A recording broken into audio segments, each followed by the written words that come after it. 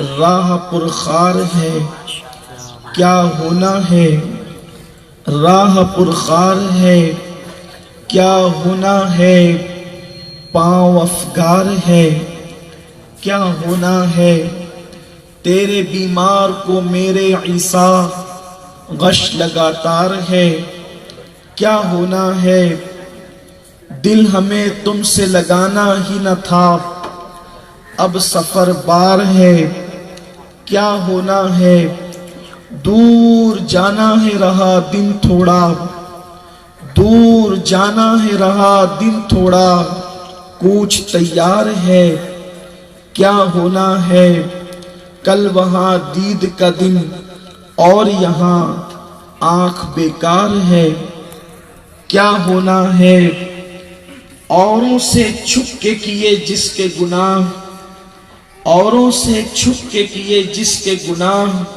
وہ خبردار ہے کیا ہونا ہے، وہ خبردار ہے کیا ہونا ہے، اور کیوں رضا کڑتے ہو ہنستے اٹھو، کیوں رضا کڑتے ہو ہنستے اٹھو، جب وہ غفار ہے کیا ہونا ہے، جب وہ غفار ہے کیا ہونا ہے۔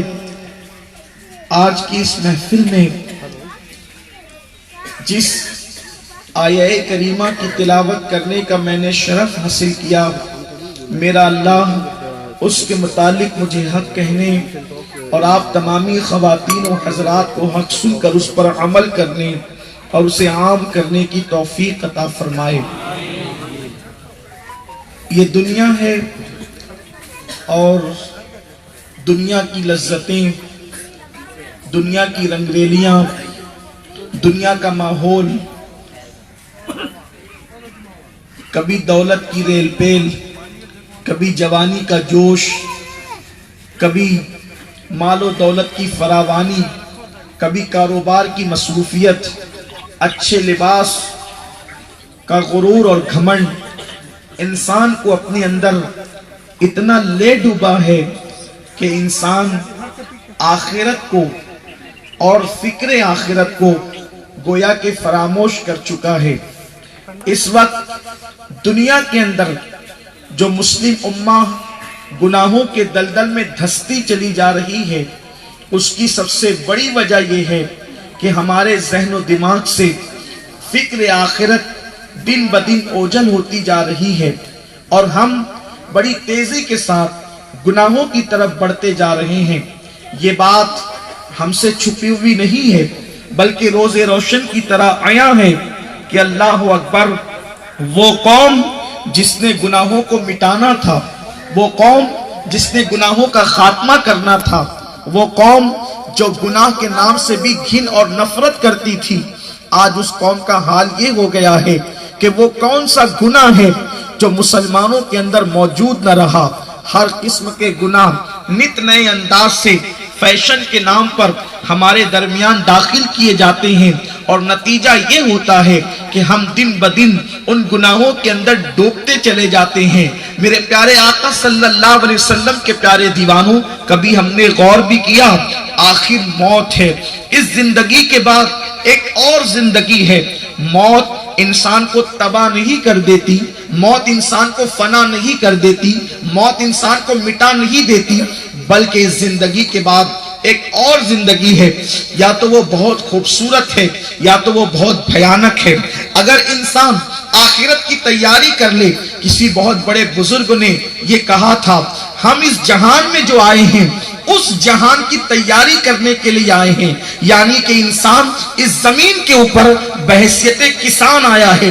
اللہ اکبر، زمین پہ جو بو گے آخرت میں وہی کاٹو گے، آخرت میں کچھ الگ سے نہیں ملنے والا، بلکہ میرے آقا صلی اللہ علیہ وسلم فرماتے ہیں الدنیا مزرعۃ الآخرہ، کہ دنیا آخرت کی کھیتی ہے، یہاں پر جو بویا جائے گا وہاں پر وہ کاٹا جائے گا۔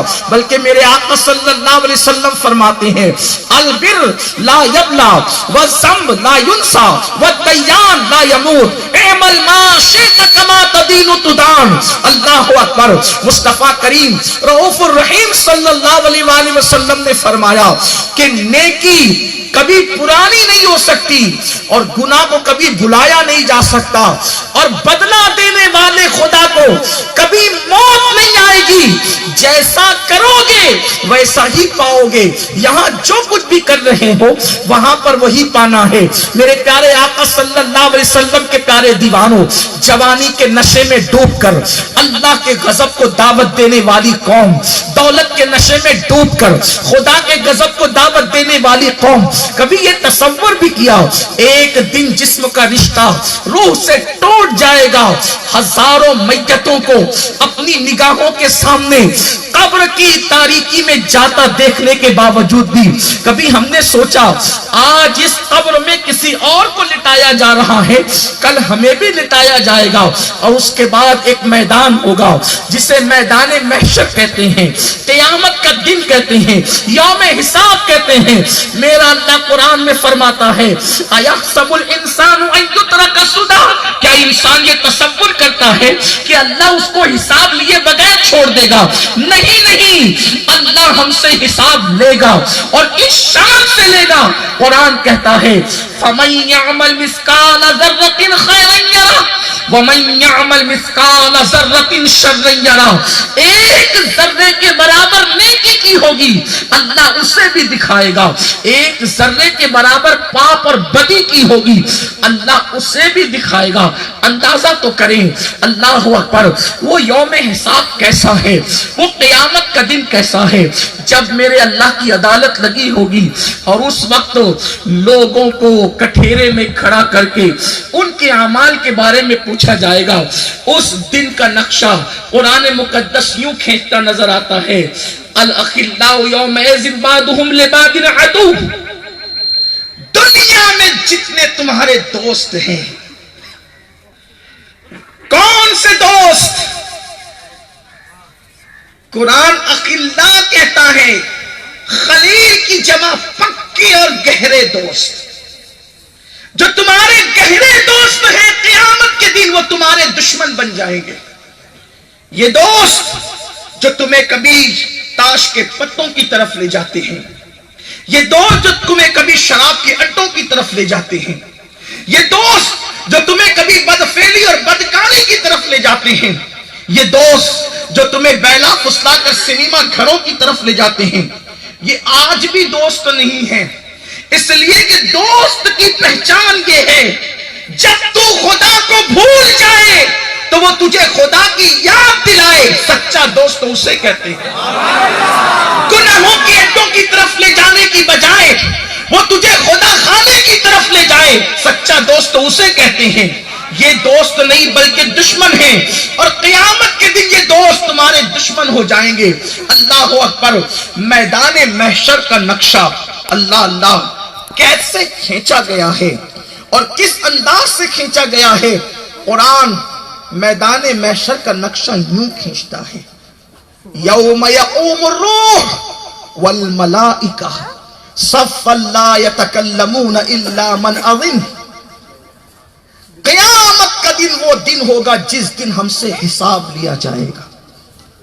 ایک صحابی نے پوچھا تھا کہ یا رسول اللہ صلی اللہ علیہ وآلہ وسلم، اللہ ہم سے کیا کیا پوچھے گا اور کیا کیا ہم سے حساب لیا جائے گا؟ تو میرے آقا صلی اللہ علیہ وآلہ وسلم نے فرمایا اگر تم نے اپنے ناخن سے کسی کی دیوار کو کھرچا ہوگا تو تمہارے ناخن کے اندر جو مٹی آئی ہوگی اللہ اس مٹی کے بارے میں بھی تم سے سوال فرمائے گا. رات کی تاریکی کو پاپ میں گزارنے والے، دن کے اجالے میں بے حیائیوں کے ساتھ گناہ کرنے والے کیا تصور کرتے ہیں کہ اللہ نعمت دے کر کے معاذ اللہ ہمیں بھول گیا ہے؟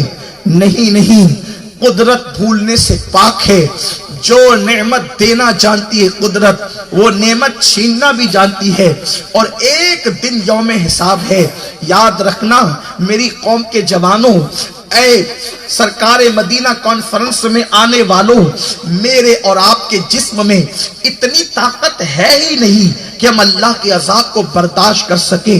خدا کے لیے اپنے نرم و نازک جسم پر اتنا ظلم مت کرو، اس قدر گناہوں کا بوجھ اپنے وجود پر مت ڈالو، اس لیے کہ میرے اللہ نے جو ایک گناہ کا عذاب تیار کر رکھا ہے، اگر ایک گناہ کا ایک عذاب اللہ سارے انسانوں کے وجود پر ڈال دے تو پورے انسان مل کر بھی میرے اللہ کے ایک عذاب کو برداشت نہیں کر سکتے۔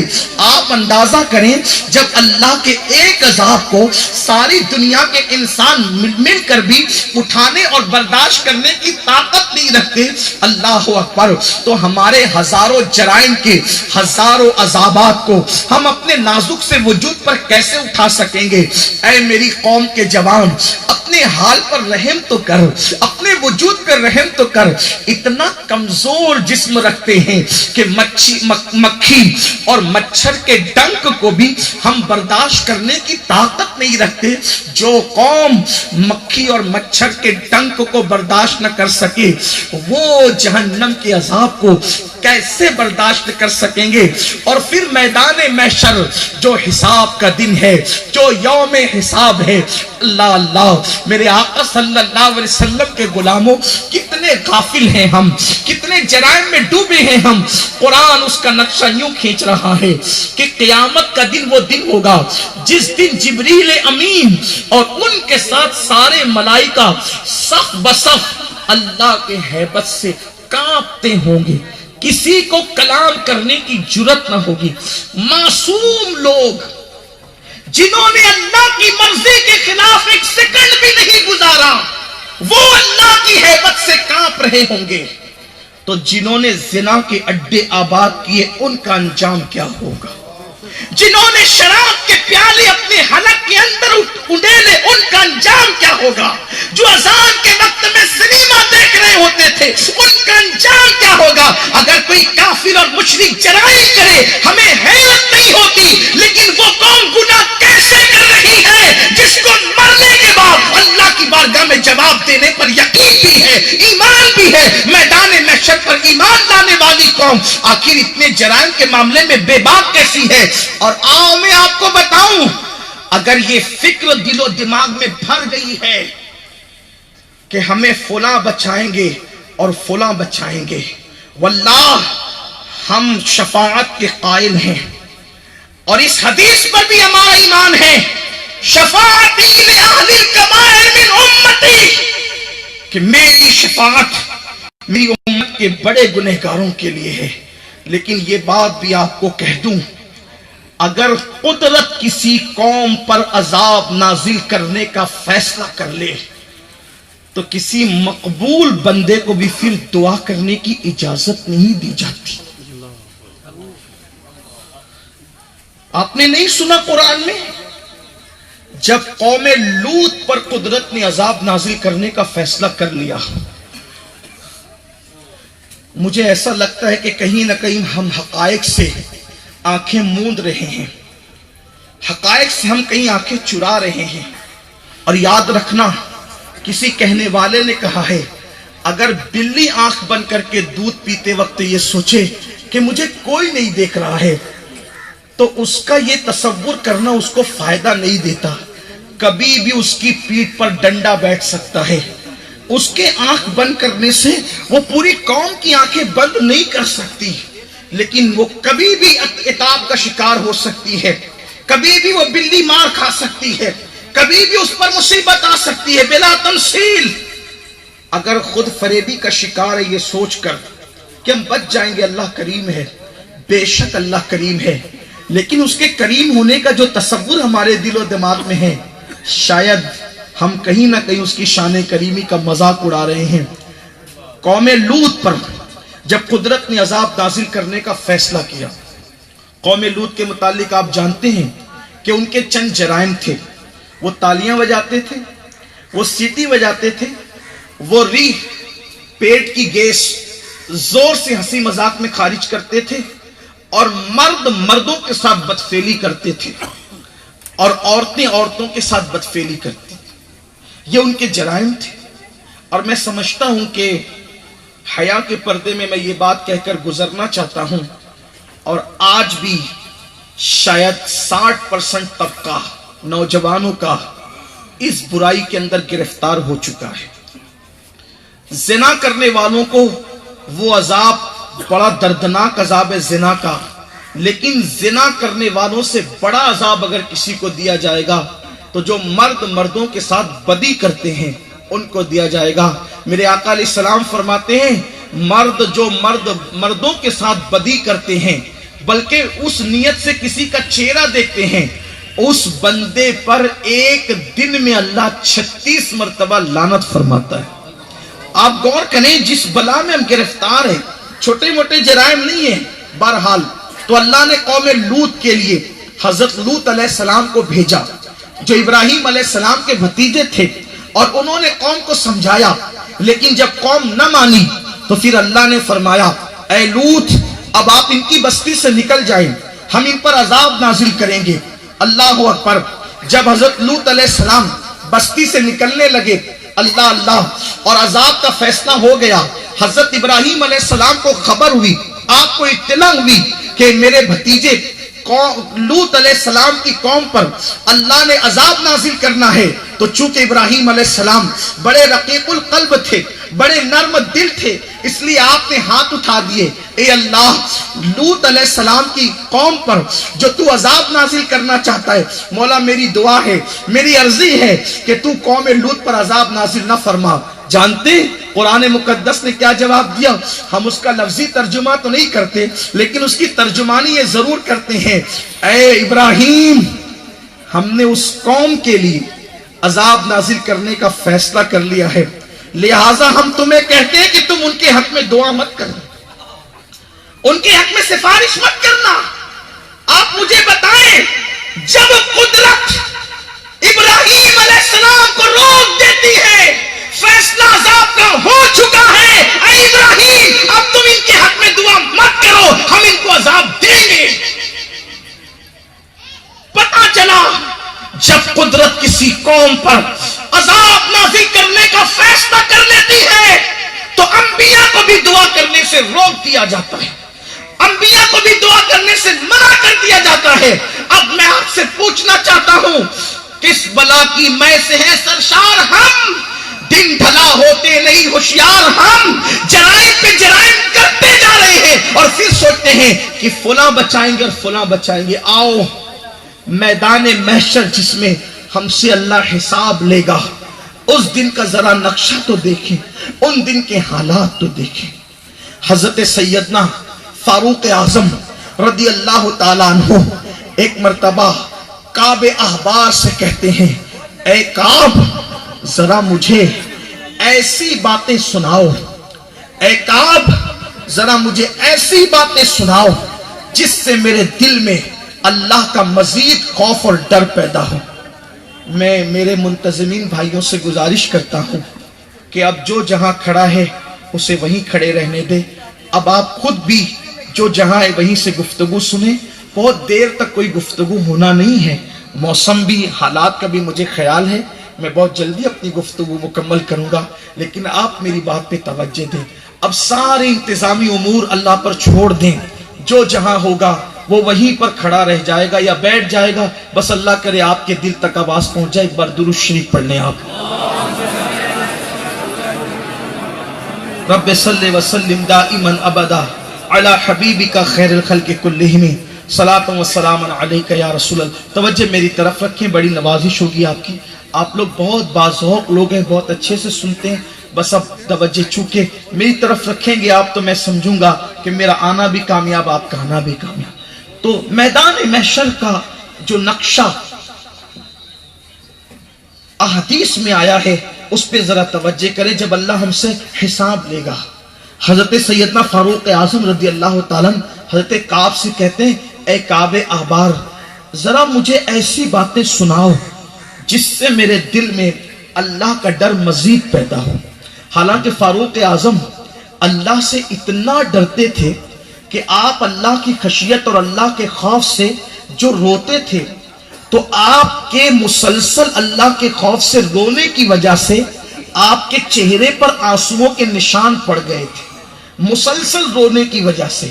یہ بات بھی یاد رکھنا سنیو، جن کو میرے آقا علیہ السلام نے جنت کی بشارت ایک نہیں کئی مرتبہ دی ہو، جس کو میرے آقا نے جنتی قرار دیا ہو، وہ فاروق اعظم اللہ کے خوف سے اتنا روتے ہیں۔ افسوس تو اسی بات پر ہے کہ وہ لوگ نیکی کر کے بھی اللہ سے ڈرتے تھے، اور ہمارا حال یہ ہے ہم گناہ کر کے بھی اللہ سے نہیں ڈرتے۔ ہم نے مسجدوں کو ویران کیا پھر بھی بے خوف ہیں، ہماری زندگی میں راتوں کے جرائم ہیں پھر بھی بے خوف ہے، لوگ سود کھا رہے ہیں پھر بھی بے خوف ہے، لوگ گالیاں دے رہے ہیں پھر بھی بے خوف ہے، لوگ اللہ کو ناراض کر دیں پھر بھی بے خوف ہے۔ اللہ اللہ، جن کی زندگی عبادتوں میں گزرتی تھی، جن کی زندگی تقوی اور طہارت میں گزرتی تھی، وہ اللہ سے کتنا ڈرتے تھے۔ اللہ اللہ، فاروق اعظم اتنا روتے اللہ کے خوف سے، اتنا روتے ہیں کہ چہرے پر آنسوؤں کے نشان پڑ گئے ہیں۔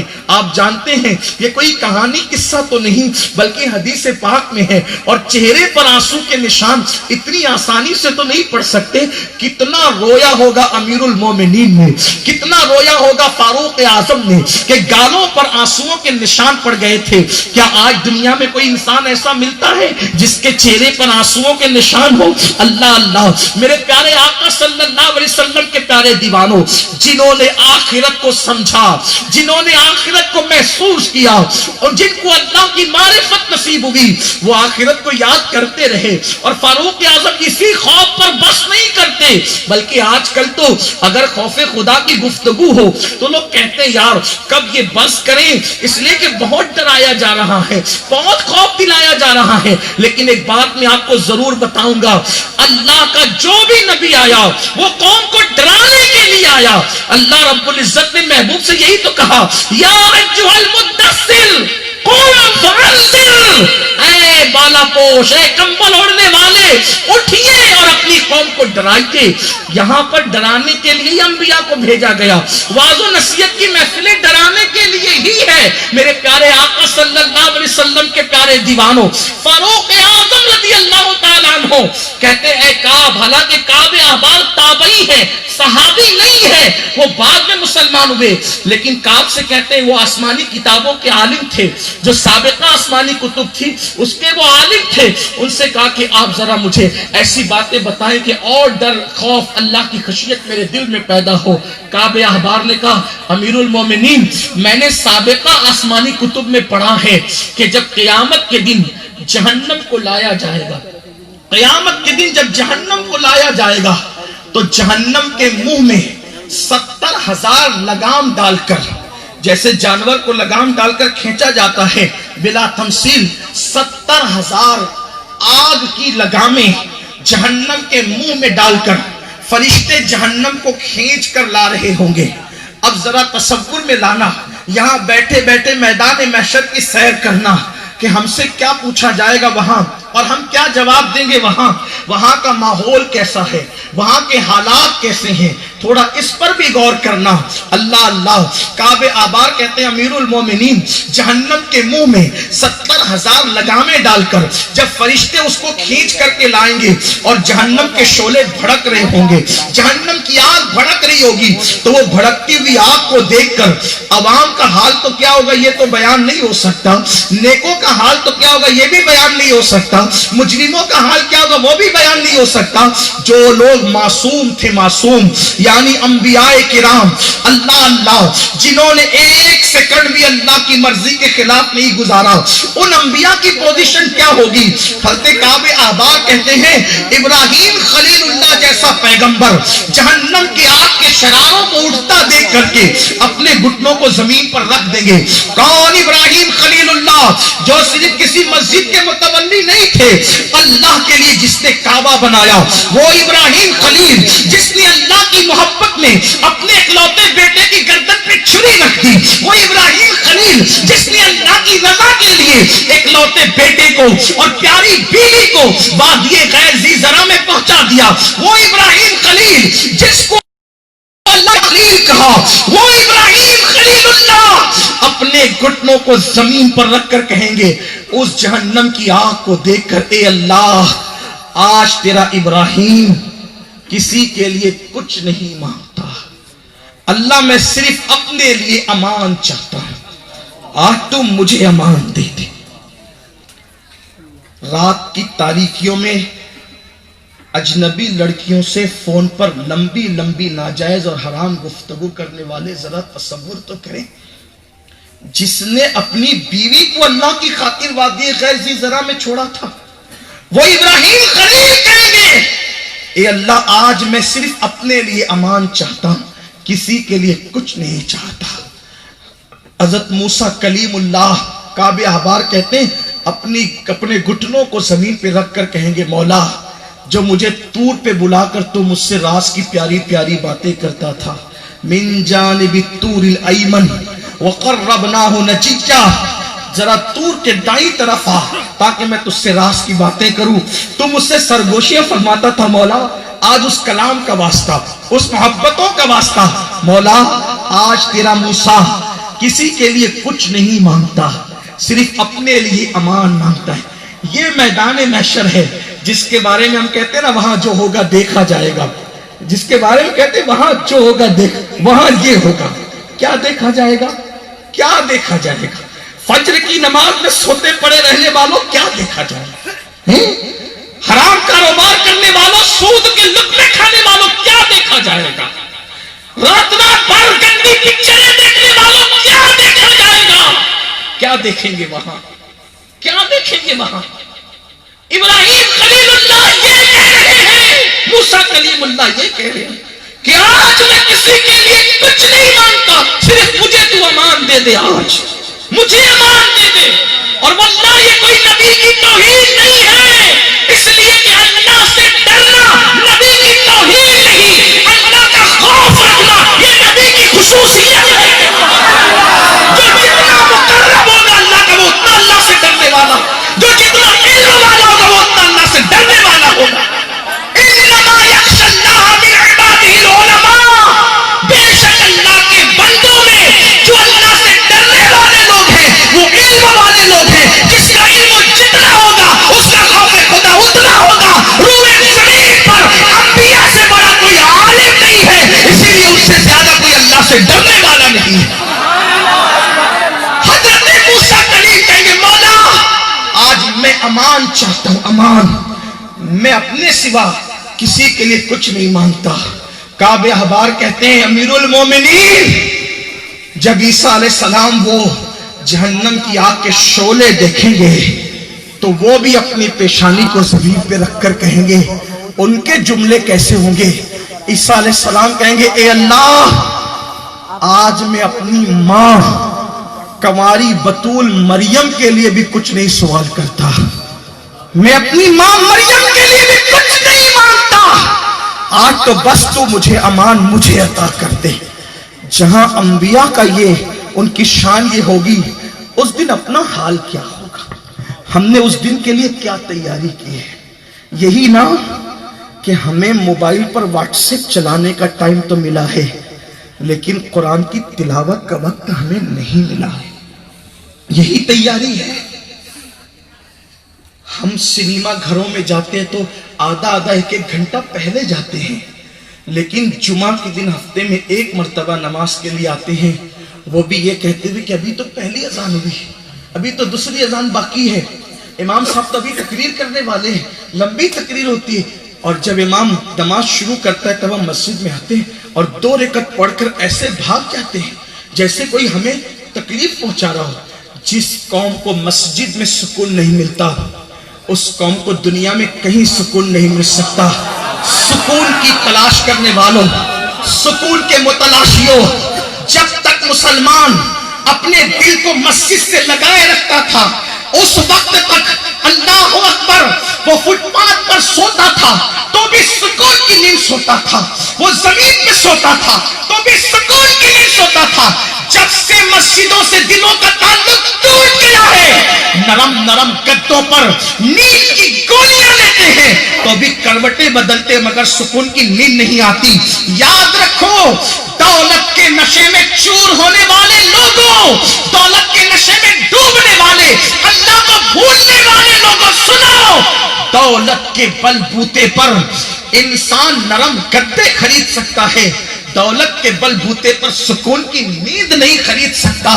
میرے پیارے آقا صلی اللہ علیہ وسلم کے پیارے دیوانوں، ہم نے کیا تیاری کی اس دن، لیکن یہ بات بھی آپ سے کہہ دوں، جہاں یہ ہوگا کہ ابراہیم خلیل کہیں گے میں اپنے لیے امان مانگتا ہوں، کسی کے لیے کچھ نہیں مانگتا، حضرت موسیٰ کلیم کہیں گے میں اپنے لیے امان چاہتا ہوں، کسی کے لیے کچھ نہیں مانگتا، جہاں عیسیٰ روح اللہ کہیں گے آج میں اپنی ماں کے لیے بھی کچھ نہیں مانگتا، بس اپنے لیے امان چاہتا ہوں، وہاں دنیا دیکھے گی ایک ذات ایسی بھی ہوگی، ایک ہستی ایسی بھی ہوگی، آمنہ کا لال، عبداللہ کا لخت جگر، سید العالمین، قائد المرسلین، طٰہٰ و یاسین، حسنین کا نانا، زہرا کا بابا، صاحب قرآن، لوح بھی تو، قلم بھی تو، تیرا وجود الکتاب، مصطفیٰ جان رحمت بھی، سر کو سجدے میں رکھیں گے، اپنے لیے کچھ نہیں مانگیں گے، رب اپنی امتی کریں گے۔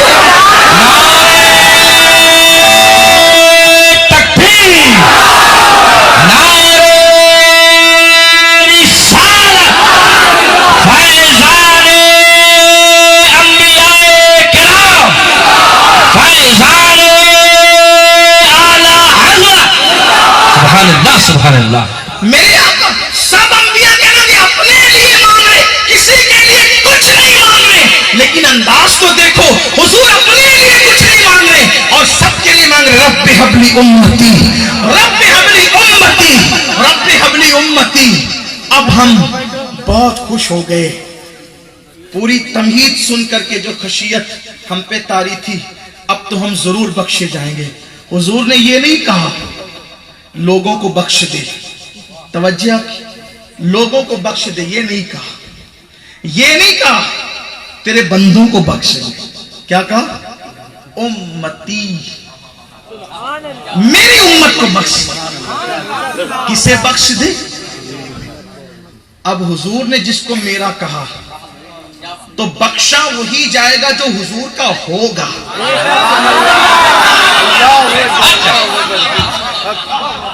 جو حضور کا ہوگا وہ بخشا جائے گا۔ جب سے ملا ہے دامن آل رسول کا، بے فکر ہو گیا ہوں شفاعت کی فکر سے، تڑپا دیا کسی نے مدینے کے ذکر سے، آزاد ہو گیا ہوں دو عالم کی فکر سے۔ جو حضور کا ہوگا وہ بخشا جائے گا۔ اب ہمیں ثابت کرنا ہے کہ ہم حضور کے ہیں یا نہیں، یہ ثابت کرنا ہے۔ وہ تو اپنا بنانے کے لیے بہت وسیع دامن رکھتے ہیں، کیا ہم بھی ان کے بن سکتے ہیں؟ اور ہم بھی ان کے بنے ہیں، یہ خاص بات، اسی کا تجزیہ کرنا، اسی پہ گفتگو ختم ہوگی۔ کیا ہم حضور کے ہیں؟ حضور نے کہا میری امت کو بخش دے، اسی لیے حضور علیہ السلام نے جب نماز جنازہ بھی پڑھائی نا تو سب کے لیے مغفرت کی دعا نہیں کی، بلکہ حضور نے کیا دعا کی؟ اللہم اغفر لحینا حینا ومیتنا وشاہدنا وغائبنا وصغیرنا وکبیرنا۔ جہاں بخشش کا سوال ہے کہتے ہیں اے اللہ بخش دے ہمارے زندوں کو، بخش دے ہمارے مردوں کو، بخش دے ہمارے موجودوں کو، بخش دے ہمارے غائبوں کو، بخش دے ہمارے چھوٹوں کو، بخش دے ہمارے بڑوں کو۔ حضور کہہ رہے ہماروں کو بخش دے، اور جو حضور کے ہیں وہ بخشے گئے ہیں۔ فقط اتنا سبب ہے انعداد بزم محشر کا کہ تمہاری شان محمودی دکھائی جانے والی ہے، اور خدا شاہد کہ روز حشر کا کھٹکا نہیں رہتا ہمیں جب یاد آتا ہے کہ میرا کون والی ہے۔ ہم حضور کے ہیں، یہی آج حدیث کے آئینے میں ہمیں دیکھنا ہے۔ میں یہ نہیں کہوں گا کہ آپ ہیں کہ وہ ہیں کہ نہیں ہیں، میں کیوں کہوں؟ میری اوقات کیا ہے؟ ایک روایت پڑھوں گا، صرف ایک روایت کتاب التوابین سے، کہ ہم حضور کے ہیں کہ نہیں ہیں۔ میں نے نہیں، آپ نے فیصلہ کرنا ہے، سننے والوں نے فیصلہ کرنا ہے ہم حضور کے ہیں کہ نہیں ہیں۔ اللہ اللہ، بلکہ حضور سیدی مفتی اعظمین کا جب میں یہ شعر پڑھتا ہوں تو مجھے حیرت ہوتی ہے. وہ کہتے ہیں کہ میں بھولا آپ کی رفعت سے نسبت ہی ہمیں کیا ہے. میں بھولا آپ کی رفعت سے نسبت ہی ہمیں کیا ہے. وہ کہنے بھر کی نسبت ہے، کہاں ہم ہیں کہاں تم. لوگ کہتے ہیں آسمان سے خاک کو کیا نسبت ہو سکتی ہے، ہمیں ان سے کیا نہیں، لیکن وہ اپنا بنا رہے ہیں، ہم ان کے بن بھی گئے. یہ بات ہے. دیکھیے حدیث پڑھنے سے پہلے کچھ اشارے دیتا ہوں آسان. میرے عزیز بھائیو، اللہ آپ سب پر رحمت فرمائے. جذبات سب کے ہیں، اب برداشت کر لیں. بلکہ میں تو کھڑا اس لیے ہو گیا ہوں تاکہ آپ مجھے دیکھ سکیں اور میں آپ کو دیکھ سکوں. لیکن اب آپ کسی کو نہ ٹوکیں نہ روکیں، اس لیے کہ اب گفتگو آخری مراحل میں داخل ہو رہی ہے. آپ کی توجہ درکار ہے. ہم حضور کے ہیں یا نہیں ہے، یہ فیصلہ ہم نے خود کرنا ہے، اور یہ سوچ کے کرنا ہے. دھیان دیں، یہ سوچ کے کرنا ہے کہ ہم اللہ کی عدالت میں کھڑے ہیں. ہم اپنے اوپر ظلم نہیں کریں گے، ہم ناانصافی نہیں کریں گے. اگر آج سچا فیصلہ کر لیے کل کامیاب ہو جاؤ گے، اور اگر آج اپنے آپ کے ساتھ دھوکہ دیا، چاپلوسی کی، کل پھنسنا ہی پھنسنا ہے. کیا ہم حضور کے بن گئے؟ چند اشارے دے کر حدیث پڑھتا ہوں. میں بھی اور آپ بھی، میں آپ میں سے الگ نہیں ہوں، آپ ہی میں سے ہوں. اس لیے میں جب خطاب یا بیان کرتا ہوں تو کوئی خطیب تو ہوں نہیں، لیکن میں سوچتا ہوں کہ میں بھی مخاطب ہوں، اور آپ سے اور اپنے آپ سے بھی. ہم دونوں گویا کہ ڈیبیٹ کر رہے ہیں، تبادلے خیال کر رہے ہیں، جو ہے وہ ایک دوسرے کے ساتھ اپنے مسائل کو شیئر کر رہے ہیں. ذرا غور کرنا، ہم حضور کے ہیں. دیکھو اپنے آپ کو کوئی کچھ کہہ لے، اس کے کہنے سے کچھ نہیں ہوتا. کچھ حقائق ہوتے ہیں، کچھ ثبوت ہوتے ہیں، اس کے ذریعے سے فیصلے ہوتے ہیں کہ کون کس کا ہے. حدیث سے پہلے اشارے. نمبر 1، ہم حضور کے ہیں. حضور علیہ السلام نے فرمایا نماز میں میری آنکھوں کی ٹھنڈک ہے. جعلت قرۃ عینی فی الصلاۃ، کہ نماز میں میری آنکھوں کی ٹھنڈک ہے. اب جو وفادار ہوگا ماں باپ کا، وہ ماں باپ کی آنکھوں کو ٹھنڈک پہنچائے گا. جو وفادار ہوگا حکومت کا، وہ حکومت کی آنکھوں کو ٹھنڈک پہنچائے گا. جو وفادار ہوگا استاد کا، وہ استاد کی آنکھوں کو ٹھنڈک پہنچائے گا. اور جو وفادار ہوگا نبی کا، وہ نبی کی آنکھوں کو ٹھنڈک پہنچائے گا. اب مجھے بتائیں، فجر کا وقت ہے، سردی کی طویل ٹھنڈی ٹھنڈی راتیں ہیں، جلدی سے بستر میں ہم سو گئے ہیں. اب نیند کی محبت کہتی ہے سو جا، بہت تھکا ہے، سو جا، بڑا مزہ آ رہا ہے.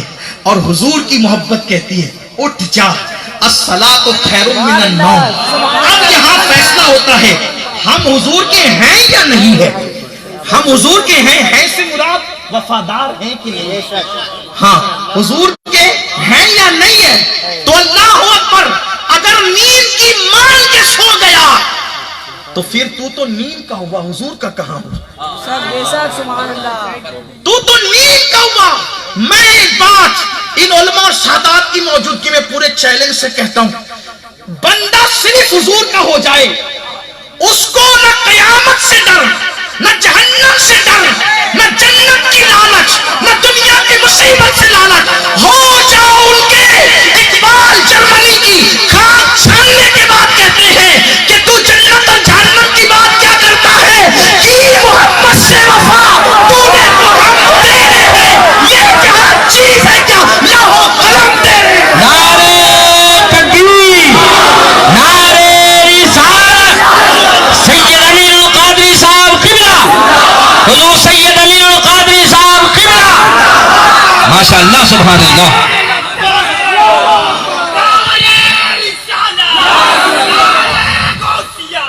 حضور سے وفا کر لو، محبوب خدا سے وفا کر لو، آمنہ کے لال سے وفا کر لو. آپ یہ دنیا کی حکومت ڈھونڈنے نکلے ہو، ان سے وفا کر لو، اللہ بھی تمہارا ہو جائے گا. یہ مخلوق کی کیا بات. لیکن کوئی ان کا وفادار تو ہو، کوئی ان سے وفا تو کرے. نیند سے وفا کی، ان سے وفا نہیں کی. نیند سے وفا کی، ان سے وفا نہیں کی. ہم حضور کے کیسے ہوئے. اب دیکھو، تجارت کر رہے ہو، سودا بیچ رہے ہو. اب حضور کا عشق کہتا ہے نقصان اٹھانا مگر جھوٹ نہیں بولنا. اور دولت کی لالچ کہتی ہے جھوٹ بول مالدار بن جا. اگر تو مال کے لیے جھوٹ بولتا ہے تو مال کا وفادار ہوا, حضور کا وفادار کہاں ہو؟ بیوی تجھ سے منہ چلا رہی ہے, نفس کہتا ہے مار, حضور کا عشق کہتا ہے مت مار. کیوں؟ کیونکہ آقا نے فرمایا تم میں سب سے بہتر وہ ہے جو اپنے گھر والوں کے ساتھ اچھا سلوک کرے.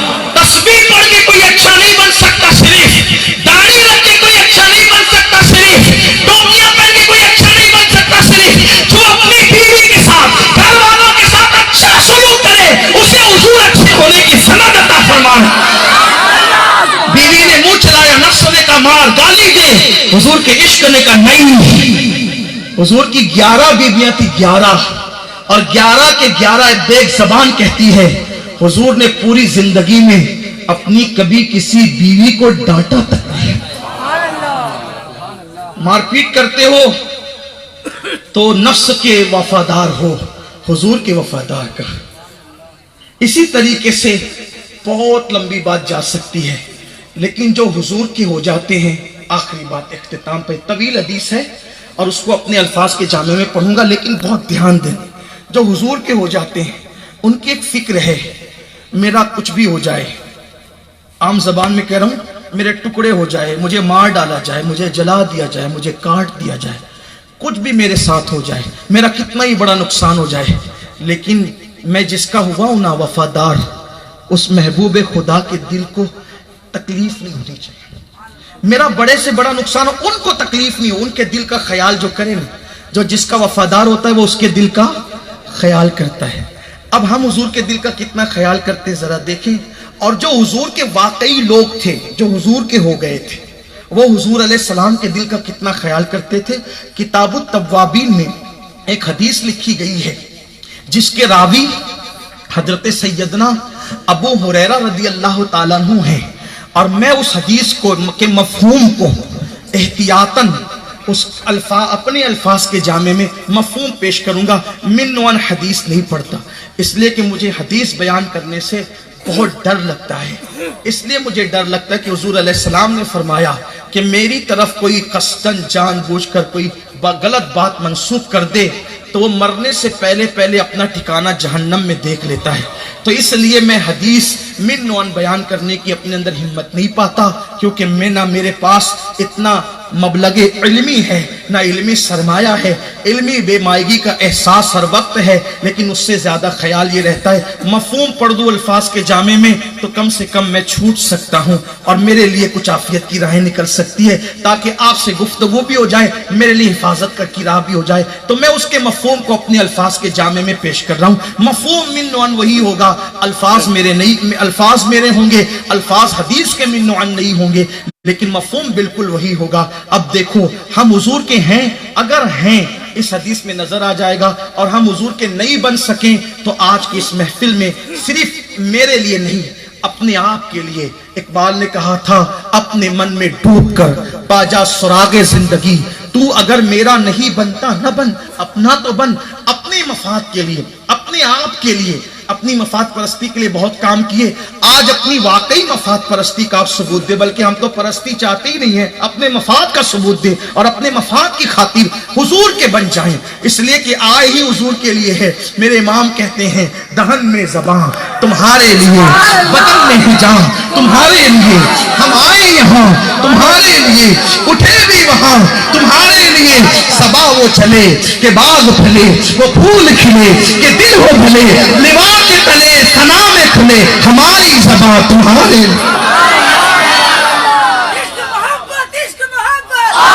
ہم حضور کے ہیں یا نہیں ہیں؟ جو حضور کا ہو گیا پھر وہ جنت کا متلاشی, اس سے ہونے کی ضرورت نہیں, پھر جنت اسے تلاش کرے. بس حضور کے ہو جائیں وفادار. لیکن بہت کٹھن ہے, امیر خسرو نے کہا تھا بہت کٹھن ہے ڈگر پن گھٹکی, کیسے کہ بھر لاؤں مدوا سے مٹکی. یہ آسان نہیں ہے ان کا وفادار ہونا. اگر آسان ہوتا تو امیر حمزہ کا کلیجہ تھوڑی چبایا جاتا. ان کا وفادار ہونا آسان ہوتا تو خالد ابن ولید کے وجود کو چھلنی چھلنی نہیں کیا جاتا. اگر ان کا وفادار ہونا آسان تو میری اور آپ کی اوقات کیا ہے, اپنی حیثیت کیا ہے؟ اللہ اکبر. واللہ یہ کربلا آزمائش ہے, وفا کی آزمائش.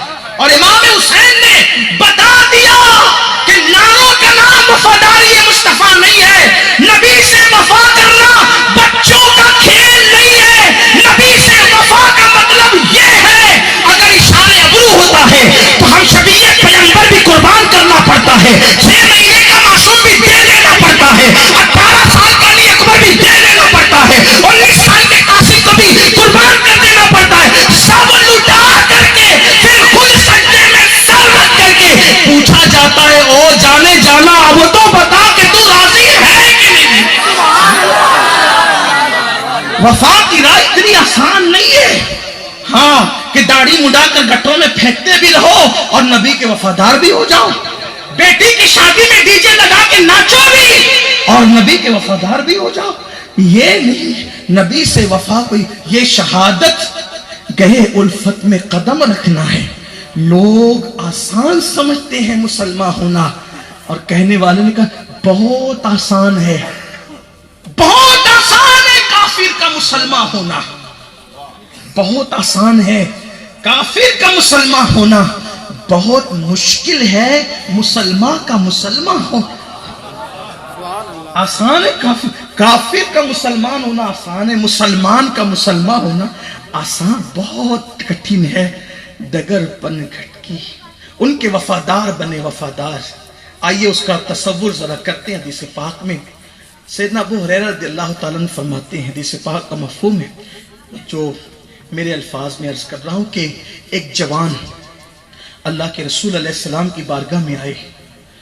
جوان تھے وہ, ابھی جوانی کی دہلیز پہ انہوں نے قدم رکھا تھا, جوانی کی دہلیز پہ قدم رکھا تھا اور حضور کی بارگاہ میں میسر آ گئی تھی. سرکار کی بارگاہ میں آئے, حضور سے آنکھیں چار ہوئی, حضور کی زیارت ہوئی.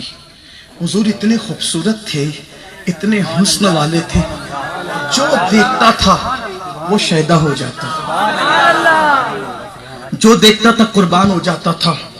امام فرماتے ہیں حسن تیرا سا نہ دیکھا نہ سنا, کہتے ہیں اگلے زمانے والے, جگمگا اٹھی میری گور کی خاک, تیرے قربان چمکنے والے. اور کہتے ہیں کہ حسن کھاتا ہے جس کے نمک کی قسم, وہ ملیح دلارا ہمارا نبی. اور پیر مہر علی شاہ صاحب بھی حضور کا حسن یوں بیان کرتے ہیں, مخ چندر بدر شاشانی ہے, مت چم کے لاٹ نورانی ہے, کالی زلفت اک مستانی ہے, مخمور اکھی ان مد بھریاں, سبحان اللہ ما اجملکا ما اجملکا ما احسنکا ما احسنکا ما اکملکا. کتھے میرے علی کتھے تیری سنا, گستاخ اکھے کتھے جاہڑیاں. اور امام کہتے ہیں وہ کمال حسن حضور ہے کہ گمان نقص جہاں نہیں, یہی پھول خار سے دور ہے, یہی شمع ہے کہ دعا نہیں. ایک مقام پر کہتے ہیں وہ ہے لبہائے نازک ان کے, وہ ہے لبہائے نازک ان کے, ہزار جھڑتے ہیں پھول جن سے, ہزار جھڑتے ہیں پھول جن سے. گلاب گلشن میں دیکھے بلبل, گلاب گلشن میں دیکھے بلبل, یہ دیکھ گلشن گلاب میں. اے بلبل تو نے گلشن میں گلاب تو دیکھا ہوگا, لیکن کبھی گلاب میں گلشن نہیں دیکھا ہوگا. چیلنج ہے, ابتدا سے لے کر قیامت تک کسی گلاب میں کبھی گلشن نہیں ہوتا, ہمیشہ گلشن میں گلاب ہوتا ہے, ہمیشہ گلشن میں گلاب ہوتا ہے, گلاب میں گلشن نہیں ہوتا. لیکن اے بلبل, اگر آج تو کسی گلاب میں گلشن کو دیکھنا چاہے تو آمینہ کے لال کو دیکھ لیجئے, دیکھ گلشن گلاب میں. کائنات کا حسن سمٹ آیا ہے, حسن کائنات سمٹ آ گیا ہے.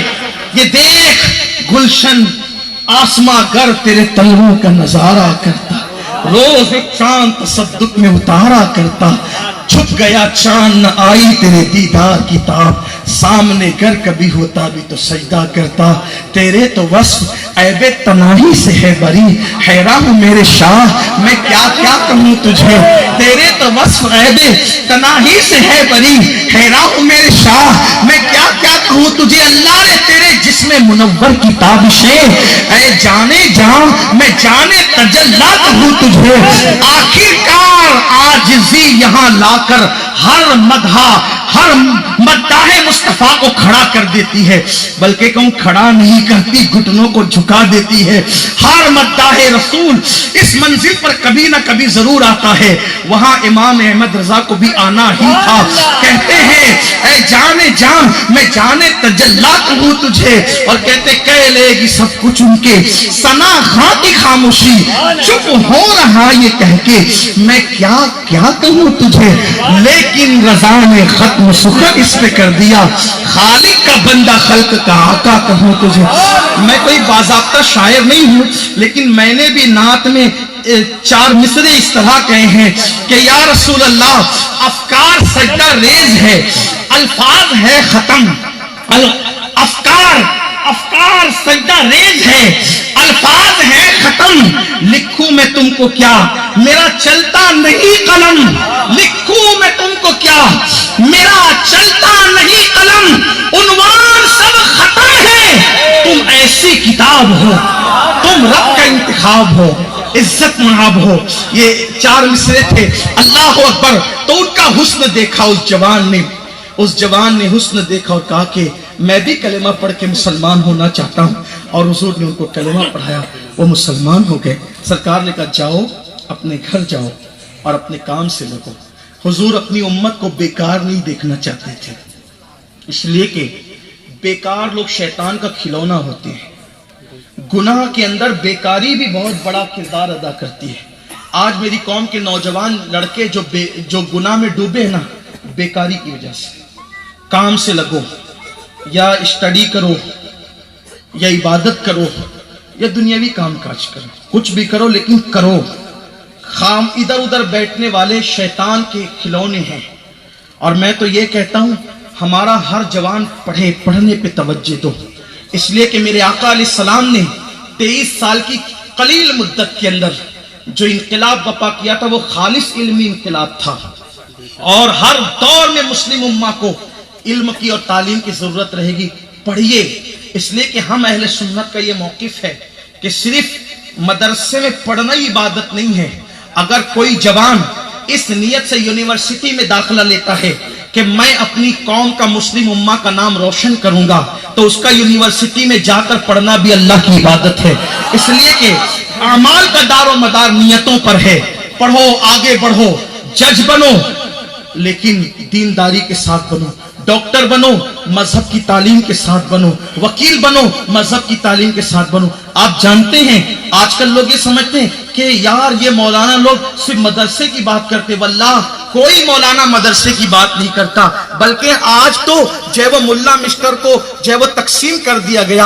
आज से 150 साल पहले हिंदुस्तान की सरजमीन पर लोगों ने ऐसा जज भी देखा कि जोहर की अजान से पहले अंग्रेजों की कोर्ट के अंदर वो फैसला दे रहा है, और जोहर की अजान होती है, उसके बाद वो मुसल्ले इमामत पे खड़े होकर के मुसलमानों को नमाज भी पढ़ा रहा है। आखिर वो जज कौन था? उसका नाम आप जानते हैं। उसी को दुनिया मुजाहिद आजादी अल्लाह फजल खैराबादी के नाम से जानती है। आज हमारे जवान ये भी कहते हैं मौलाना हम क्यों पढ़े, हमें नौकरी नहीं मिलती। मेरे अजीज, नौकरी के लिए मत पढ़, अपने आप को बेहतरीन इंसान बनाने के लिए पढ़। जरूरत बन जाओ लोगों की। फजले खैराबादी को अंग्रेज जज रखने पर क्यों मजबूर हो गए थे? क्योंकि उनके पास वो क्वालिटी नहीं थी, और वो क्वालिटी सिर्फ फजले के पास थी। इसलिए वो इन मुसलमानों के दुश्मन होकर भी फजले हक को जब वो अपने यहाँ रखने पे मजबूर हो गए थे। ये तो फजले खैराबादी ने बाद में जब आपने आजादी के हवाले से फतवा देना चाहा और जिहाद के मुताबिक फतवा देना चाहा कि अंग्रेजों के साथ जिहाद किया जाए, तो तब आपने बाज़ाब्ता इस्तीफा दिया था। उनसे तंग आकर के उन्होंने हटाया नहीं था, बल्कि कई अंग्रेज जज जो है फजल खैराबादी के शागिर्द थे। आपको क्या पता है? मेरे आका अलैहिस्सलाम के प्यारे दीवानों, पढ़ो, जरूरत बनो। लोग नौकरी क्यों नहीं देते? आप तो चीटिंग करके पास होते हैं।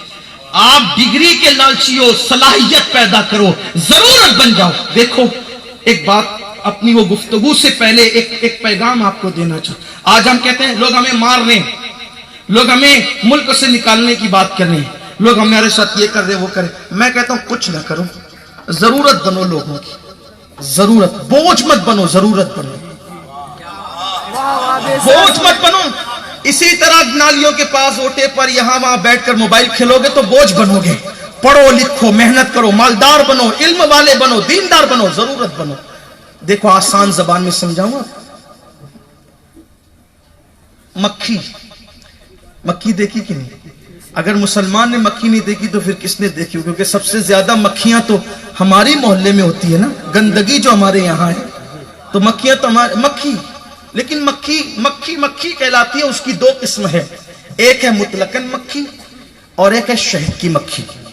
ठीक, ये जो मक्खी है हम इसको दवा डाल के मारते हैं, सही? वजह क्योंकि ये मक्खी हमारे खाने पे बैठती है, मिठाई पे बैठती है, गंदगी पे भी बैठती है और आके हमारे खाने पे भी बैठती है। हमारा खाना खाती है, कुछ तो खाती है, कुछ तो लेती है, बीमारियां उससे फैलती है, वबाएं फैलती है, जो कुछ भी होता है हम उसको मारते हैं। लेकिन मक्खी मक्खी है, बिरादरी एक ही है। एक और मक्खी, उसको कहते हैं शहद की मक्खी। हालांकि ये मक्खी बेचारी बड़ी अमन पसंद है, काटती नहीं है। वो शहद की मक्खी इतनी जहरीली है कि काटती है तो आदमी को बेचैन कर देती है, अपना डंक को उसके बदन में छोड़ जाती है, आदमी जब वो चिल्लाता रह जाए, जलन हो जाती है। लेकिन हैरत है, ये मक्खी काटती नहीं है, बड़ी भोली भाली सीधी सादी है, मगर मारी जाती है। वो काटती है फिर भी पाली जाती है। बड़े बड़े फार्म लगाए जाते हैं, बड़े बड़े फार्म लगाए जाते हैं, बाग लगाए जाते हैं, उसके लिए खाने पीने का इंतजाम होता है। वजह क्या है? ये मक्खी बोझ है, वो मक्खी जरूरत है। ये मक्खी बोझ है, वो मक्खी जरूरत है।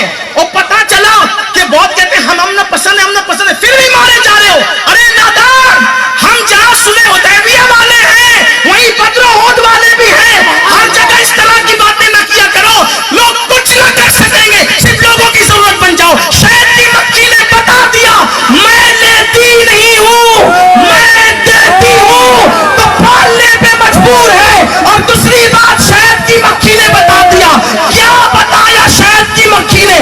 पैगाम क्या दिया शहद की मक्खी ने? लेती नहीं हूं, देती हूं। दूसरी बात, गंदगी पे नहीं बैठती, गंदगी पे नहीं बैठती, फूलों पे बैठती हूं। इसलिए जहरीली होकर भी लोग पालने पे मजबूर है। मुसलमानों, जब तक तुम गुनाह की गंदगी पे नहीं बैठते थे, जब तक तुम इबादत की खुशबू पाते थे, दुनिया तुम्हें पालने पे मजबूर। नारे तकबीर, नारे रिसालत, मुफक्किर इस्लाम, अंजुमन गुलशने नूरी, अंजुमन गुलशने नूरी। सुभान अल्लाह, सुभान अल्लाह। की गंदगी पे बैठना बंद करो, गानों की गंदगी पे बैठना बंद करो, बदकारी की गंदगी पे बैठना बंद करो, माँ बाप की नाफरमानी की गंदगी पे बैठना बंद करो, बंद करो इस गंदगी पे बैठना। आओ नातों के गुलिस्तां की खुशबू हासिल करो, आओ दुरूद और सलाम की खुशबू हासिल करो। अल्लाह अकबर। लोग पालने पे हाथ जोड़ेंगे, आप न जाना हमारा मुल्क छोड़कर, इसलिए कि आपसे तो सारी बहारें हैं। अल्लाह अकबर। हम जब तक ये आप कहते हैं धरना देंगे, ये करेंगे, वो हमें अपने आप को बदलना होगा। इन्नल्लाह ला युगय्यिरु मा बिकौमिन हत्ता युगय्यिरु मा बिअनफुसिहिम। अल्लाह किसी कौम से उस वक्त तक नेमत नहीं छीनता जब तक कि वो कौम खुद ऐसे हालात पैदा न करे। ये मुल्क हमारा मुल्क है, सारी जमीन हमारी जमीन है। अल्लाह अल्लाह। और हिंदुस्तान तो खुसूसियत के साथ अपना है। क्यों? क्योंकि मेरे अरब को आई ठंडी हवा जहां से, मेरा वतन वही है, मेरा वतन वही। अर्ज कर रहा था, मेरे आका ने फरमाया उस जवान से, ए जवान जाओ अपना काम करो। यही कह रहा था, मेरी मजबूरी ये है میں کوئی باضابطہ خطیب نہیں، اس لیے میں کوئی فن کے ساتھ نہیں تقریر کرتا، میرے دل میں جو آتا جاتا ہے میں بیچ بیچ میں بولتا رہتا ہوں، پھر توفیق ہوتی ہے تو پلٹ کر آ جاتا ہوں، ورنہ تقریر اسی پہ ختم ہو جاتی ہے۔ تو کجمج بیانی سے کچھ پریشان مت آپ نہ ہوا کریں، چاہے وہ پھر لوٹ کر میرے ساتھ آ جایا کریں جہاں میں آنا چاہتا۔ تو عرض کر رہا تھا کہ اس جوان سے کہا کہ جاؤ اپنا کام کرو۔ اس جوان نے اس کی کریم آقا، بندہ پرور آقا، میرے کریم آقا میں آپ کو چھوڑ کے جانا نہیں چاہتا، اب اگر کوئی کام بھی دینا ہے تو آپ ہی کام عنایت فرما دیں۔ اور پھر میرے آقا نے ان کو اپنے پاس رکھ لیا۔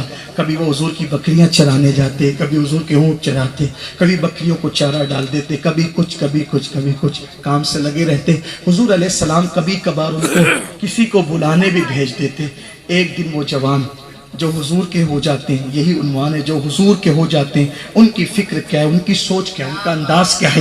اللہ اکبر، وہ جوان ایک دن آقا نے فرمایا جاؤ فلاں کو بلا کر لاؤ۔ وہ جوان نکلے آقا کریم کے کاشان اقدس کی طرف سے، اور رستہ چلتے ہوئے اس جناب کے پاس پہنچ رہے تھے جس کو میرے آقا نے بلانے کے لیے بھیجا تھا۔ تو جیسی رستے میں آپ گزرنے لگے تو آپ کی نظر اچانک، نہ چاہتے بھی، آپ نے قصدن ایسا نہیں کیا، جان بوجھ کے ایسا نہیں کیا، بلکہ اچانک آپ کی جو نظر ہے، ایک عورت جو ہے کھجور کے درختوں کے جھنڈ میں غسل کر رہی تھی، اس غسل کرنے والی عورت پر اچانک آپ کی نظر پڑ گئی۔ اب میری زبان حیا اس پہ تبصرہ کیا کرے کہ کوئی غسل کر رہا ہو تو پوزیشن کیا ہوگی، لیکن یہی کہ اس جوان کی نظر پڑ گئی۔ جیسے نظر پڑی، ٹکٹکی باندھ کر اس جوان نے جمایا نہیں، بلکہ چونکہ حضور کا حکم ہے کہ ایسی جگہ پر اگر تمہاری نظر پڑ جائے جس کو دیکھنے سے اللہ رسول نے منع کیا ہو تو فوراً نظر پھیر لو۔ یہ گناہ نہیں ہے، بلکہ یہ خود بذات خود ایک نیکی ہے، اس پر ثواب کی بشارت ہے، اجر کی بشارت ہے۔ لیکن جیسے اس جوان کی نظر پڑی، اس نے نظر پھیر لی، پھیری نظر۔ لیکن جن کے رتبے ہیں سوا، ان کو سوا مشکل ہے۔ حضور کے تھے نا، فوراً عشق رسول نے دل میں کچوکے دیے، ضمیر کو جھنجھوڑا۔ ابن عبد الرحمن، تو نے کیا کیا؟ جس نگاہوں سے تو حضور کا چہرہ دیکھتا ہے، اس نگاہ سے تو نے کیا منظر آج دیکھ لیا؟ فوراً ہاتھ اٹھ گئے، اے اللہ مجھے معاف کر دے، اے اللہ جو حضور کے وفادار ہیں ان کی فکر دیکھیں، اے اللہ مجھے معاف کر دے۔ اور مولا اگر معافی نہیں ہو سکتی، تیری شان غیرت اور تیری شان عدل کا تقاضا یہی ہے کہ معافی نہیں ہوگی آج، تو مولا تو جو چاہے مجھے سزا دے دے، میں ہر سزا کا بوجھ اٹھانے کے لیے تیار ہوں، لیکن میری عرضی ہے کہ میرے اس گناہ کی خبر میرے محبوب کو مت ہونے دینا، میرے اس گناہ کی خبر میرے محبوب کو مت ہونے دینا۔ اگر اس گناہ کی خبر ان کو ہوئی تو ان کا دل دکھ جائے گا۔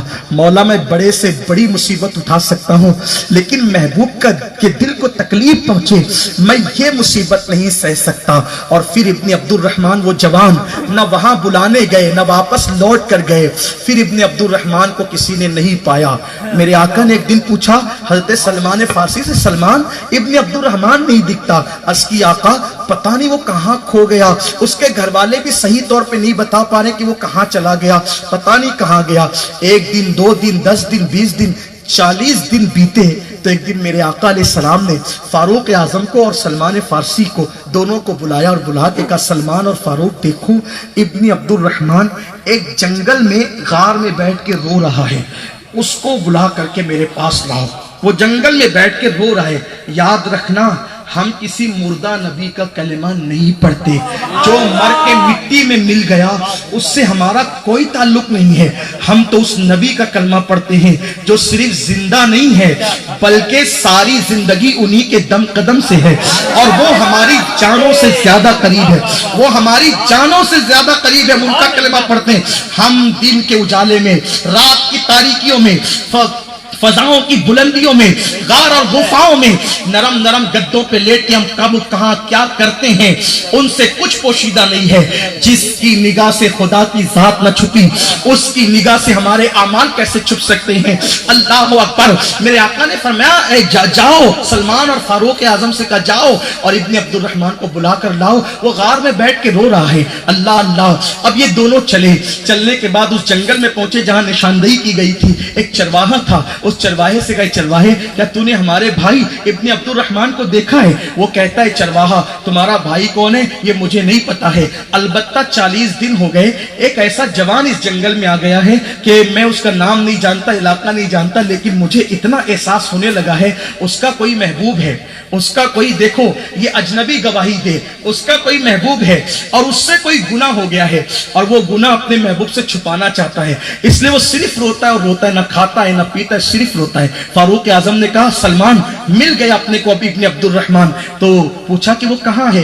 कहा वो कहाँ है मैं नहीं बता सकता, जब रात तारीख हो जाएगी, जब जंगल में जब वो बहुत ज्यादा अंधेरा छा जाएगा, उस वक्त वो रोते हुए खुद आएगा बाहर निकल कर, वो रोएगा, वो अपने बालों को पकड़ के आसमान की तरफ रुख करता है और कहता है कि अल्लाह मुझे माफ कर दे, या जो चाहे तो मुझे सजा दे दे, लेकिन मेरे गुनाह की खबर मेरे महबूब को मत होने देना, वरना उनका दिल दुखेगा, मैं वो बर्दाश्त नहीं कर सकता। हाय हाय, फारूक आजम रात का इंतजार करने लगे। कहते हैं कि उस जंगल पर जब रात की सियाह चादर अब ने अपने आप को तान दिया और बल्कि रात की सियाह जुल्फे दराज हो गई उस जंगल पर, बल्कि सियाह रात अब ढल करके अल्लाह अकबर सुबह के करीब जाने लगी, तो एक आवाज बुलंद हुई, अल्लाह अल्लाह, और वो आवाज में इतना दर्द था, इतना सोच था कि जंगल गोया के गूंज रहा था और कहने वाला अपने सर के बालों को पकड़ के कह रहा था, ए अल्लाह मुझसे क्या हो गया, काश मैं पैदा ही ना हुआ होता, ना पैदा होता ना मुझसे ये गुनाह होता, मेरे अल्लाह मौला मुझे या माफ कर दे या मुझे सजा दे दे, लेकिन मेरे गुनाह की खबर मेरे महबूब को मत होने देना मौला। अल्लाह अकबर। फारूक आजम बड़े और जाने के बाद उनको सीने से चिमटा लिया, इब्न अब्दुल रहमान क्या हाल बना रखा है अपना, चल तुझे हुजूर बुलाते हैं, चल तुझे अपने आका बुलाते हैं। हज़रत फारूक आजम के जुमले सुन के इब्न अब्दुल रहमान ने कहा, उमर क्या मेरे गुनाह की खबर मेरे महबूब को हो गई, क्या मेरे गुनाह की खबर मेरे महबूब को हो गई? फारूक आजम को ये पूछ करके रोने लगे। फारूक आजम ने कहा, इब्न अब्दुल रहमान मुझे कुछ भी नहीं पता मेरे भाई, बस आका का हुक्म है तुझे बुलाने का, मैं तुझे बुलाने आ गया हूँ। इब्न अब्दुल रहमान कहते, उमर एक एहसान करो, पूरी जिंदगी तुम्हारा एहसान नहीं भूलूंगा, चूंकि उन्होंने बुलाया है ना, इनकार नहीं करता आने से। कैसे इनकार करूंगा, उन्होंने बुलाया है ना, इनकार नहीं करता, लेकिन उमर सामना करने की हिम्मत नहीं है, सामना करने की हिम्मत नहीं है, क्या मुंह लेकर जाऊंगा, ये पापी मुंह लेकर क्या मुंह दिखाऊंगा। एक काम करो कि जब हुजूर नमाज पढ़ा रहे हो ना, नमाज, तब मुझे लेकर चलना, ताकि हाजिरी भी हो जाए और सामना भी ना हो सके। हाय हाय, शर्म इसियां से नहीं सामने जाया जाता, ये भी क्या कम है, तेरे शहर में आए हुए हैं। जब मेरी कौम का कोई खतीब और मुकर्रिर कहता है कि कब्र में हुजूर आएंगे और हम हुजूर का दीदार करेंगे, तो मेरी कौम नारे लगाती है, लेकिन मैं सोचता हूँ इतने करीब से हुजूर को देखेंगे, ये सियाह गुने आलूद मुंह को हुजूर के सामने कैसे करेंगे। सरकार नज़मी ने कहा था, और क्या बात आले रसूल कह रहा है, ज़ैदी सैयद कहते हैं, उनका सामना मैं कब्र में कैसे करूंगा, दिल उड़ा सा जाता है सन सन सनन मेरा। इतने करीब से कब्र में हुजूर का दीदार करेंगे, अल्लाह न करे, हजार बार न करे।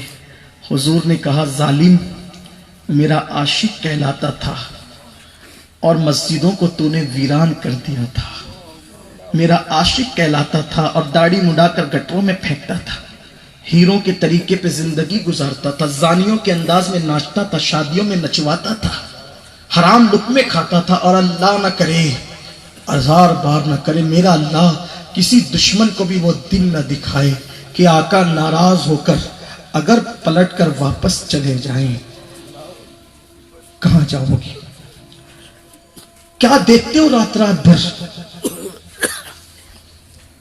1,000 2,000 रुपए इंटरनेट पर मोबाइल में खर्च कर देते हो, क्या देखते हो। اپنے موبائل کے اندر مشکل پاسورڈ ڈال کر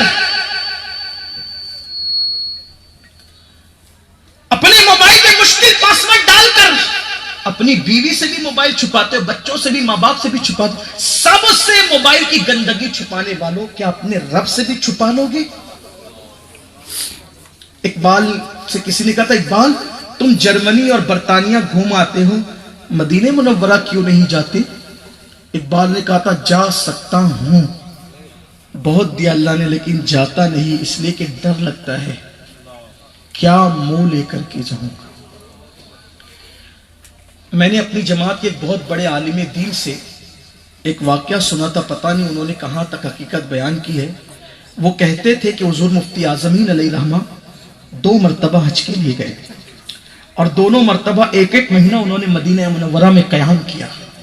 لیکن جب وہ ایک بار ان سے کسی نے پوچھا حضور مفتی اعظم سے, شہزادہ اعلیٰ حضرت سے, کہ یہ بتائیں کہ انہوں نے کہا کہ حضور کی سنہری جالی کتنی خوبصورت ہے نا. کسی نے کہا کتنی خوبصورت جالیاں ہیں, تو مفتی اعظم نے کہا تھا, ہاں ہم نے بھی سنا ہے کہ جالیاں بہت خوبصورت ہیں. لوگوں نے کہا, حضرت آپ تو 2 بار گئے مدینہ شریف, 1 مہینے رہے اور آپ کہتے ہیں ہم نے بھی سنا ہے. تو مفتی اعظمین نے روتے ہوئے کہا تھا, کبھی جالیوں کے سامنے جانے کی ہمت نہیں ہوئی کہ اپنا چہرہ ان کو کیسے دکھائیں. آپ غور کریں, یہ عاشق لوگ تھے. حضرت امام ابو یوسف نبہانی جو کئی 100 کتابوں کے مصنف ہیں اور گزشتہ صدی کے عرب میں مجدد مانے گئے ہیں, جب وہ مدینہ شریف جاتے تھے تو دروازے سے سلام پیش کرتے تھے. کسی نے کہا کہ اندر کیوں نہیں جاتے, تو کہتے تھے کہ شرم آتی ہے, گناہوں کا بوجھ لے کر کے کیا منہ لے کر کے جاؤں. اور کہتے تھے کہ کتوں کا کام دروازے پر ہوتا ہے, کتوں کا کام گھر کے اندر نہیں ہوتا. یہ عشق تھا, یہ خیال تھا. بہرحال تو اس جوان ابن عبد الرحمن نے کہا کہ عمر, حضور نے بلایا, چلوں گا, لیکن جب حضور نماز پڑھا رہے ہوں گے تب لے کے چلو. المختصر یہ کہ نماز کا وقت ہوا, سلمان فارسی اور فاروق اعظم نے دونوں طرف سے تھاما. 40 دن کس کو کہتے ہیں, نہ کھانا نہ پینا نہ سونا, کمزوری کا حال کیا رہا ہوگا آپ اندازہ کر سکتے ہیں. دونوں پکڑ کے لے گئے. جیسے حضور علیہ السلام کی آواز تلاوت قرآن کی ابن عبد الرحمن کے کانوں سے ٹکرائی, چیخ مارے زمین پہ گر گئے, بے ہوش ہو گئے. نماز مکمل ہونے کے بعد آقا نے پوچھا, عمر, سلمان کہاں ہیں؟ ابن عبد الرحمن, حضور وہ بے ہوش پڑے ہیں. سرکار قریب گئے. آقا علیہ السلام کے ہاتھوں میں بڑی نرمی تھی, خوشبو تھی, ٹھنڈک تھی. جیسے حضور نے ان کا ہاتھ پکڑا وہ ہوش میں آ گئے. سرکار نے فرمایا, کیا ہوا ابن عبد الرحمن؟ پہلا سوال, آقا میرے گناہ کی خبر آپ کو پہنچی تو نہیں نا, آپ کا دل تو نہیں دکھانا میری وجہ سے؟ سرکار علیہ السلام, کریم آقا, آج جو عیب کسی پر نہیں کھلنے دیتے, کب وہ چاہیں گے میری حشر میں رسوائی ہو. اللہ اللہ. میرے آقا ہاتھ پکڑ کے کہتے ہیں, ابن عبد الرحمن کیا ہوا؟ اس کی آقا میرے بدن کا خون سوکھ گیا ہے, میرے بدن میں اب چوٹیاں چلتی ایسا لگتا ہے. سرکار نے فرمایا, ایک کام کر, اللہ نے ایک آیت ایسی مجھے بتائی ہے کہ اگر کوئی بندہ وہ آیت پڑھ لے, ایک آیت ایسی ہے اگر کوئی بندہ وہ آیت پڑھ لے تو اللہ اس کی مغفرت کر دیتا, اس کے گناہوں کو بخش دیتا ہے. تو ابن عبد الرحمن کو کہا, ابن عبد الرحمن میں تجھے وہ آیت پڑھاتا ہوں, پڑھ لے. فاروق اعظم رضی اللہ تعالیٰ دیگر اصحاب موجود تھے. آقا ان کا ہاتھ پکڑے ہوئے کہتے تھے, میں جو آیت پڑھاتا ہوں وہ پڑھو تاکہ اللہ تمہاری مغفرت کر دے.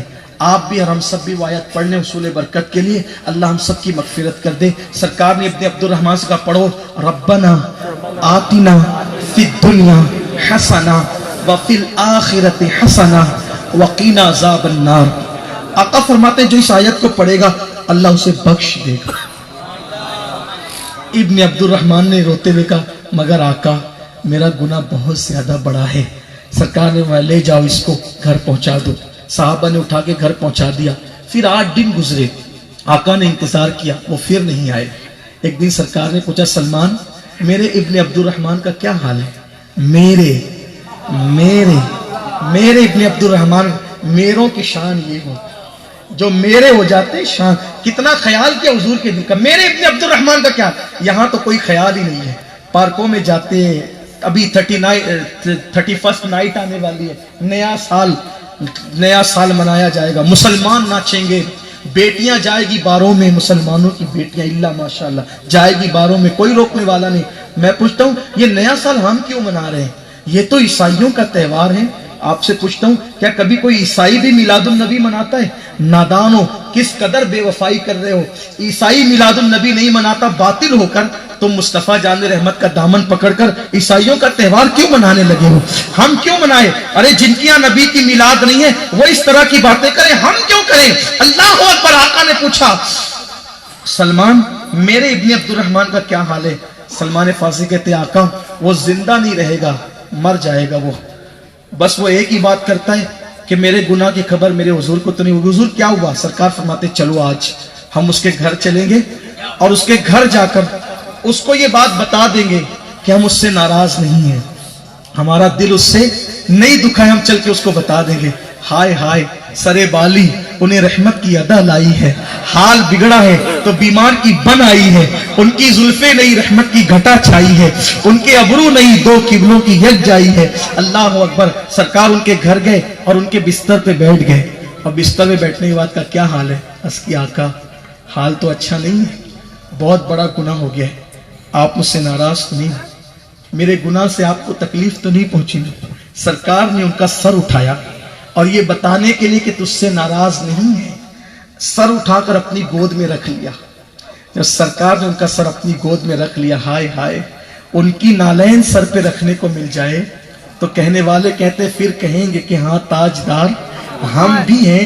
ان کی گود میں جس کا سر آئے وہ سر کتنا مقدس ہوگا. سرکار نے سر لیا اور اپنی گود میں رکھا. ابن عبد الرحمن نے دھیرے دھیرے وہ سر کھسکا کر زمین پہ گرا لیا, دھیرے دھیرے سر کھسکا کے زمین پہ گرا لیا. آقا نے پوچھا ابن عبد الرحمن تو نے اپنا سر ہماری گود سے کیوں گرا لیا؟ اس کی آقا آپ کی گود بہت مقدس ہے اور میرا سر بہت پاپی ہے, میں نے بہت بڑا پاپ کیا ہے آقا, بہت بڑا گناہ کیا ہے آقا. اتنا سننا تھا. آقا نے پھر سر اٹھایا, پھر گود میں رکھا, انہوں نے پھر زمین پہ گرا لیا. حضور کا خیال کرتے ہوئے محب اور محبوب میں یہی دل ربا انداز ہو رہا تھا کہ اللہ نے جبریل امین کو بھیجا. جبریل جاؤ محبوب کو سلام کہو اور کہنا کہ ابن عبد الرحمن نے آپ کے دل کا خیال کرتے ہوئے, آپ کے دل کا خیال کرتے ہوئے اتنے آنسو بہائے, اتنے آنسو بہائے کہ یہ ایک گناہ تو کیا, اگر وہ پوری کائنات کے برابر بھی گناہ لے کر آئے گا تو ہم اس کو بخش دیں گے. جسے میرے محبوب کے دل کا اتنا خیال ہو اسے نہ بخشیں گے تو پھر کسے بخشیں گے؟ میں ایک بات آپ سے کہنا چاہتا ہوں, اگر حضور سے وفا ہے ایک ہی کام کرو, کوئی قدم اٹھانے سے پہلے, کوئی بات بولنے سے پہلے, کچھ دیکھنے سے پہلے اتنا سوچ لو ان کا دل نہ ٹوٹنے پائے, ان کے دل کو تکلیف نہ ہونے پائے. جو ماں باپ کا دل دکھائے مرتے وقت اس کی زبان پہ کلمہ نہیں آتا, تو جو نبی کا دل دکھائے مرتے وقت اس کی زبان پہ کیسے کلمہ آئے گا. بہت جو جی میں آتا ہے نا گالیاں بکتے ہو, جو جی میں آتا ہے کہتے ہو. غریب نواز فرماتے ہیں جو کسی مومن کو گالی دے اور توبہ نہ کرے, اس سے معافی نہ مانگے, ڈر ہے کہ جب مرے گا تو مرتے وقت اس کا ایمان اس سے چھین لیا جائے گا. خدا کے لیے اپنے حال پہ رحم کرو. تو اللہ کی طرف سے پیغام آیا, جبریل سنا دو محبوب کو کہ آپ کے دل کا خیال کرتے بہت رویا یہ, اس لیے اگر یہ ایک گناہ تو کیا پوری کائنات کے برابر گناہ لائے تو بھی بخش دیں گے. سرکار کے پاس جب یہ بات آئی تو حضور نے صحابہ سے کہا دیکھا اللہ کی طرف سے کیا پیغام آیا. صحابہ نے کہا حضور جلدی سے اس کو سنا دے, مرتے مرتے ابھی جی اٹھے گا. سرکار نے کہا ابن عبد الرحمن دیکھ اللہ نے تیرے کیا پیغام بھیجا. یہ اٹھ کر کے بیٹھ گئے. حضور کیا پیغام آیا؟ سرکار فرماتے ہیں اللہ فرماتا ہے کہ تو نے محبوب کا خیال کرتے ہوئے اتنے آنسو بہا لیے, یہ ایک گناہ تو کیا اگر تو پوری کائنات کے برابر بھی پاپ لے کر آئے, گناہ لے کر آئے تو بھی ہم تجھے بخش دیں گے. ابن عبد الرحمن نے سنا اور ایک چیخ ماری اور کہا میں نے کیا کیا اور میرے رب نے کیا کیا, اور دھڑام سے زمین پر آ گئے. صحابہ اٹھانے کی کوشش کرنے لگے. سرکار نے فرمایا اب اس کو مت اٹھاؤ, اب دنیا کی کوئی طاقت اس کو نہیں اٹھا سکتی, اس لیے کہ ایک گناہ کے احساس نے ایک گناہ کے احساس نے اس کی جان لے لی ہے. نہاتی ہوئی عورت پہ اچانک نظر پڑ گئی تو اتنا احساس کیا ہم کیا کیا کر رہے ہیں. کبھی ہم نے بھی ان کے دل کا خیال کیا. یہ ہے حضور کے وفادار لوگ.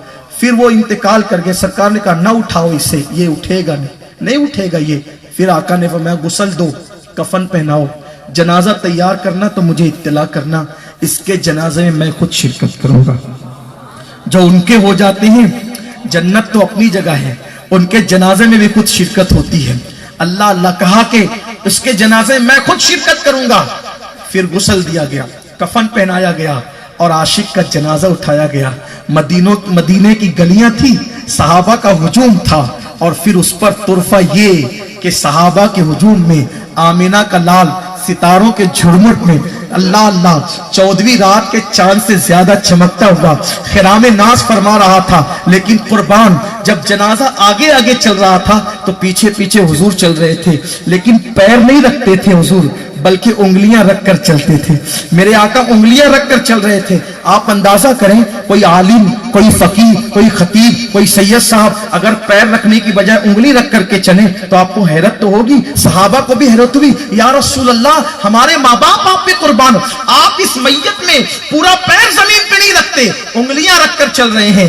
آقا نے فرمایا میرے صحابہ, اس نے میرے دل کا خیال کرتے ہوئے اتنے آنسو بہائے, اتنا مقبول ہو گیا اللہ کی بارگاہ میں کہ اس کے جنازے میں آسمان کے اتنے فرشتے زمین پر آ گئے کہ مدینے کی زمین فرشتوں سے بھر گئی ہے.